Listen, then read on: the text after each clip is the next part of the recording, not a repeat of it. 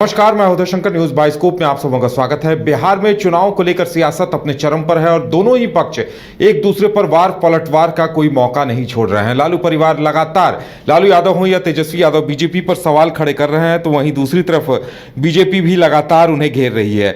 सम्राट चौधरी जो बीजेपी के प्रदेश अध्यक्ष हैं, उन्होंने पीएम मोदी की उपलब्धियां बताते हुए लालू प्रसाद यादव पर जमकर हमला बोला और उन्होंने कहा कि लालू प्रसाद यादव को अपनी बेटी के साथ साथ सारण की बेटियों के लिए भी न्याय करना होगा।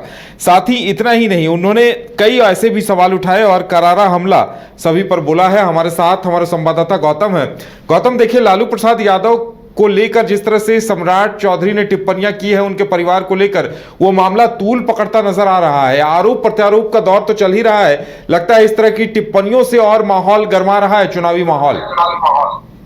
बिल्कुल, आपने ठीक कहा कि चुनाव का जो माहौल है वो इन दिनों तापमान से भी कहीं ज्यादा दो डिग्री ऊपर है और यही कारण है कि इसका एहसास भी लोगों को हो रहा है। बयानों के जरिए जिस तरह से शुरुआत लालू प्रसाद यादव ने करी है और लालू प्रसाद यादव ने जैसे ही आरक्षण और संविधान के मुद्दे को एक बार फिर छेड़ दिया है, तो कहीं ना कहीं भारतीय जनता पार्टी पूरी तरीके से लालू प्रसाद यादव के बयान के बाद तिलमिला गई है। यही कारण है कि आज किसी बीजेपी के प्रवक्ता ने नहीं बल्कि खुद सम्राट चौधरी, जो कि बिहार के उप मुख्यमंत्री भी हैं, उनको सामने आना पड़ा और बीजेपी के मीडिया सेंटर में आकर उन्होंने तकरीबन आधे घंटे तक लालू प्रसाद यादव, मीसा भारती, तेजस्वी यादव और पूरे परिवार के ऊपर एक एक कर गंभीर आरोप लगाए। उन्होंने ये भी कहा कि 2005 से पहले बिहार की क्या स्थिति थी, बिहार की सोच किस तरीके से 2005 के बाद बदली गई है और इसके पीछे कहीं ना कहीं राज्य सरकार की दूरदर्शिता और सोच के कारण ऐसा संभव हुआ है। वही 2004 से 9 जब यूपीए की सरकार थी तब भी कुछ नहीं हो पाया। 14 के बाद से जो परिस्थितियां बदली है, केंद्र सरकार और राज्य सरकार डबल इंजन की सरकार रही है, लेकिन इस बार भी लोकसभा चुनाव में जिस तरह से आरक्षण को खत्म होने की बात लालू प्रसाद यादव कर रहे हैं, वो कहीं ना कहीं भ्रम की स्थिति है। दूसरी बात, जो आरक्षण को खत्म करेगा या जो आरक्षण के खिलाफ होगा, वो कहीं ना कहीं उसको नुकसान हो सकता है और यही कारण है कि लालू प्रसाद यादव बार बार भाजपा के ऊपर आरोप लगाते हुए ये कहते दिख रहे हैं। हालांकि सम्राट चौधरी ने एक बार फिर साफ तौर पर कहा है कि ना तो आरक्षण खत्म होगा और ना ही कभी संविधान के साथ छेड़छाड़ होगा। ये सिर्फ आरोप की बात है।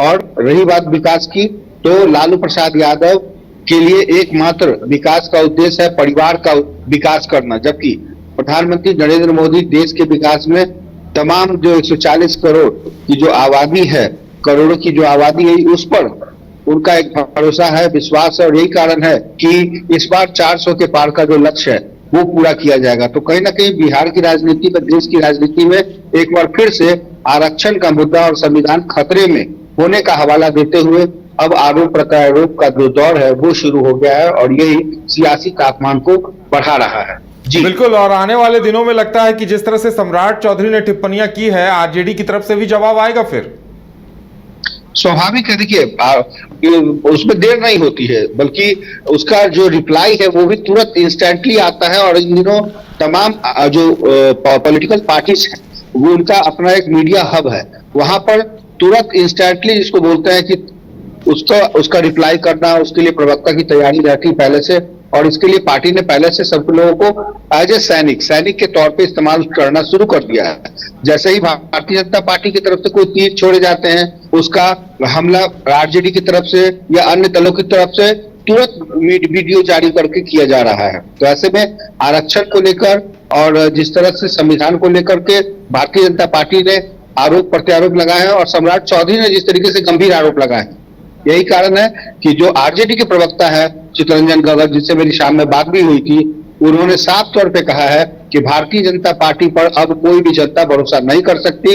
ये जुमलेबाजी की सरकार है, जुमला करती है और इस बार जब कोई मुद्दा नहीं मिला है तो अपने मन से मन गढ़ंत बातें और मुंगेरी लाल के हसीन सपनों की तरह 400 के पार का हवाला दे रहे हैं। अगर भारतीय जनता पार्टी 200 के ऊपर भी चली आएगी तो देखने वाली बात होगी। तो कहीं ना कहीं एक तरफ जहां प्रधानमंत्री नरेंद्र मोदी के पास कई मुद्दे हैं, राम मंदिर है, 370 है और विकास है, गारंटी शब्द है, मोदी है तो मुमकिन है, कई स्लोगनों के साथ इस वक्त जो लोकसभा का चुनाव है वो इस बार लड़ा जा रहा है। वहीं आरजेडी की तरफ से जो है तमाम जो आरोप है उसका भी जवाब दिया जा रहा है। तो कुल मिलाकर कह सकते हैं कि लोकसभा की जो तस्वीर है पहले फेज से ठीक पहले, मतलब कि जो पहले फेज का जो चुनाव होना है उससे ठीक पहले न सिर्फ दिल्ली से बल्कि उत्तर प्रदेश और अलग अलग राज्यों से जो लोग हैं वो आकर के यहाँ पर अपना दमखम दिखा रहे हैं, क्योंकि बिहार की मिट्टी से ही देश की सियासत तय होती है। ऐसे में सभी दलों के जो आला है, प्रमुख है, उनका आने का सिलसिला शुरू हो गया है।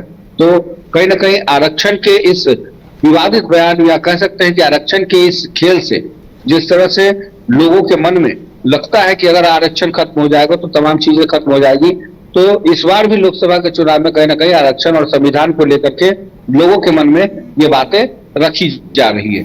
जी चलिए गौतम, हमारे साथ जुड़ने के लिए और तमाम जानकारी देने के लिए आपका बहुत बहुत धन्यवाद।